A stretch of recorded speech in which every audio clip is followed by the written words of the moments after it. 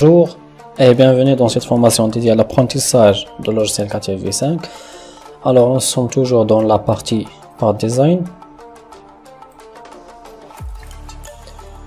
Aujourd'hui on va voir la poche, ou bien les trous.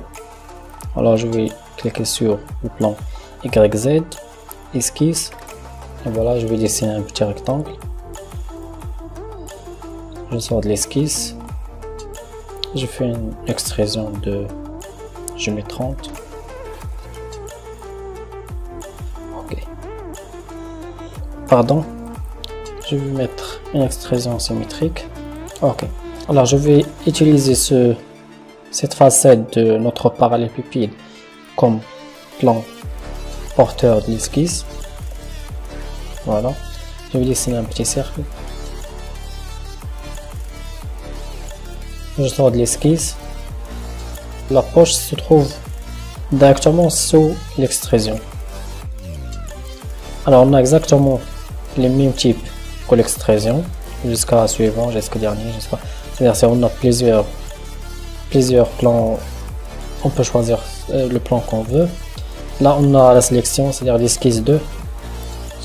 J'entre dans.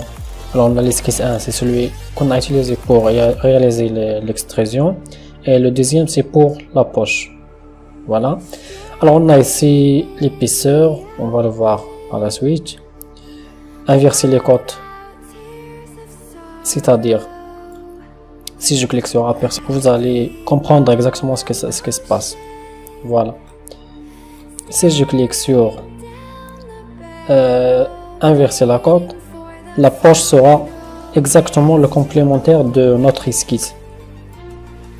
Voilà. Je vais cliquer sur inverser, aperçu. Voilà. Inverser, aperçu.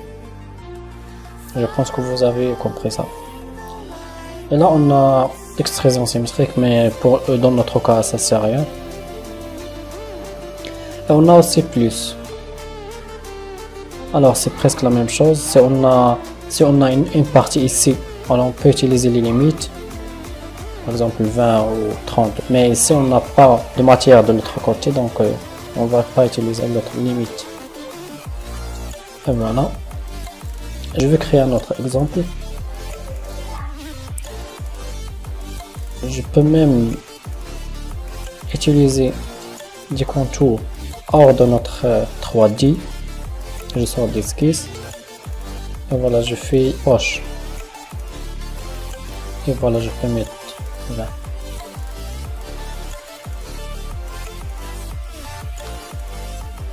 Alors, si je veux que la même chose soit dans l'autre facette, je vais utiliser la symétrie.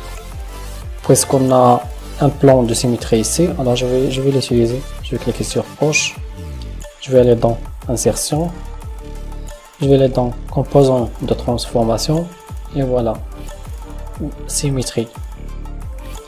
Alors l'élément c'est poche, l'élément de symétrie c'est le plan YZ,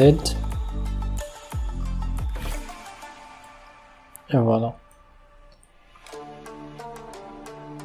Donc c'est la même chose. Alors un deuxième type de poche, c'est ce qu'on va voir maintenant. Voilà. Et je vais utiliser plusieurs profils. Et voilà. C'est poche multiple, bien multi-poche. Voilà. Je clique sur la flèche ici. Et voilà. Alors on a deux profils, on a le cercle et le rectangle. Alors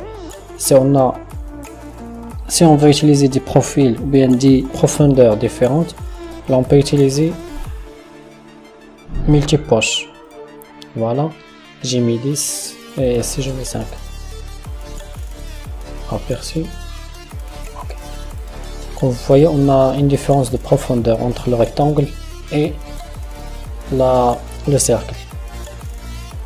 Alors un troisième type et un dernier type de poche, c'est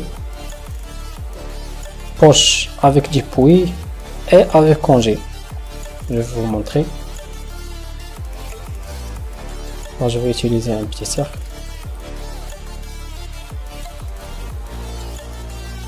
Je sors de l'esquisse.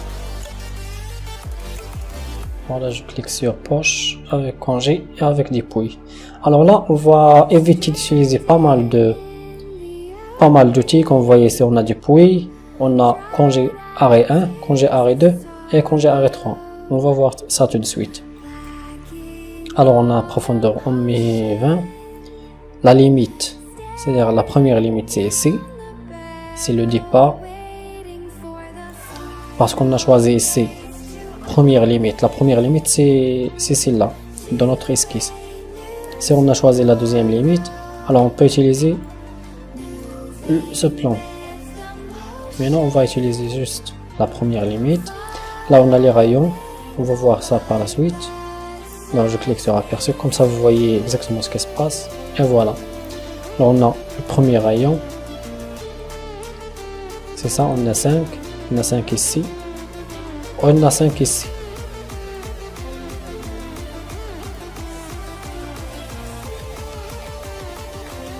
Alors, on a 5 ici.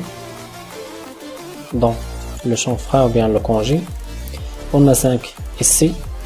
Et aussi, on a un angle de 5, je pense.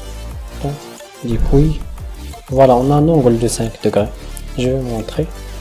Je vais mettre 11. Aperçu. Vous voyez la différence?